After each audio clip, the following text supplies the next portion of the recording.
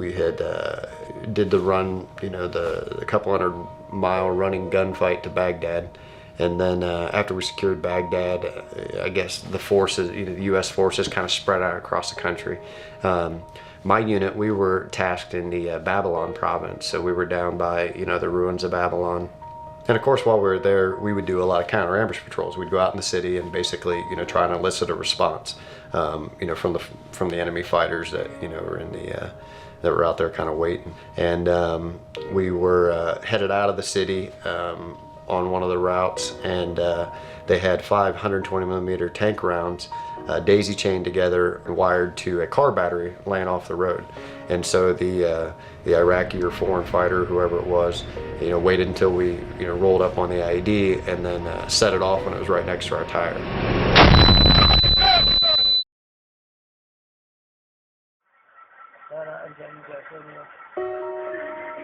That was the first IED attack for our unit of the entire war. Luckily, they weren't very good at it then. Nobody was seriously injured, but it was mainly the blast wave.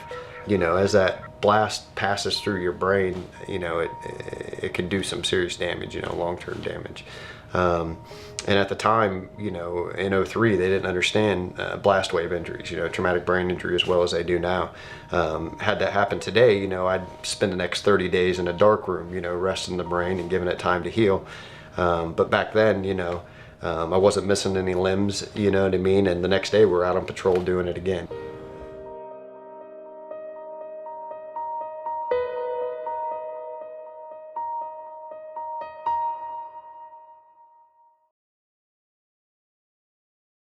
I was trained to, turn it on. I was trained to turn on that kill switch. I was trained to thrive in combat and survive. But the problem comes back is when we come back stateside, and we take that uniform off and we, take the weapons to the armory, and you go back to your house, and you go back to your wife, and you go back to that civilian setting. We're not trained to turn it off.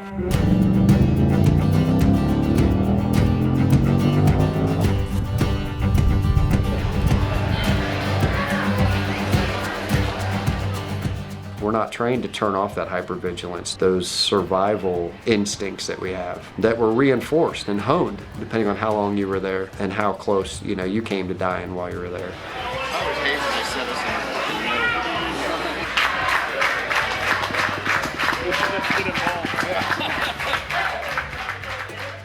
I know for me specifically, having a service dog, having the battle buddy there, that is that support.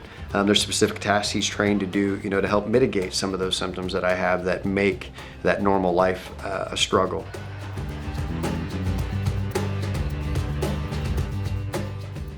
Atlas has definitely been a life changer for me. His job as a service dog, as my battle buddy, he's got different tasks that he's trained to do. One of his tasks is, he's trained to wake me from nightmares. So, if at 3 a.m., I'm sweating and, cussing in Arabic, he'll jump up on the bed, and either lay on me or lick my face and wake me up. And there's the benefits, when we're in public, if we're at the mall, or somewhere that I've avoided, during the last 10 years, I just wouldn't go to because I don't want to deal with those stresses. There's different things he can do where he'll post, turn around and face behind me. So I'm not hyper vigilant, or I don't have to be, as on alert as, I had been for years. There's all sorts of things that they can be trained to do that really just help increase that quality of life on a daily basis, help mitigate, some of those symptoms that would keep you from doing things.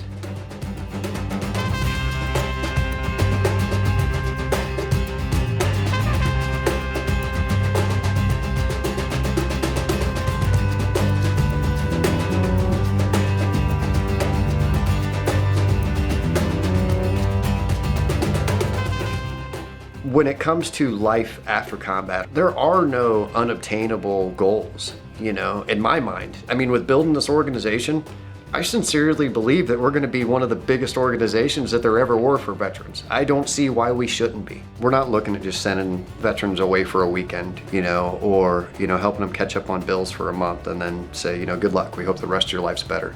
When these veterans commit to getting a battle buddy through the Battle Buddy Foundation, and when they commit to becoming a part of this program and a part of this family, it's for life.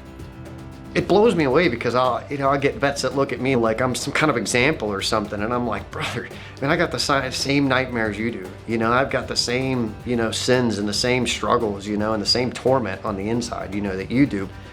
But instead of spending my days hiding in the garage, you know, thinking about it and rehashing it, you know, and trying to relive it and remember it, now I've got no time.